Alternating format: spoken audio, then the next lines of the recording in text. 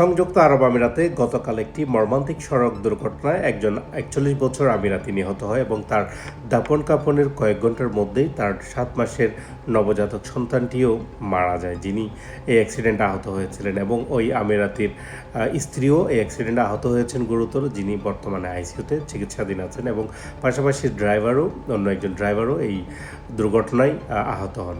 এই দুর্ঘটনাটি সংঘটিত হয় সংযুক্ত আরব আমিরাতের খোরপোক্কান এরিয়াতে এবং এটার কারণ ছিল মূলত ওভার স্পিডিং, অতিরিক্ত গাড়ির যে স্পিড এবং পাশাপাশি হঠাৎ করে ট্র্যাক চেঞ্জ করা। সো আমি বলবো, আমরা যারা দুবাইতে বা আরব আমিরাতে এই ধরনের ড্রাইভ করি তাদের সতর্ক হওয়া উচিত। আপনি যদি স্পিড লিমিট বা ওভার স্পিডিং করেন এবং হঠাৎ করে ট্র্যাক চেঞ্জ করেন, এই দুইটি মেজর রিজন হয়ে থাকে ইয়ের জন্য, অ্যাক্সিডেন্টের জন্য।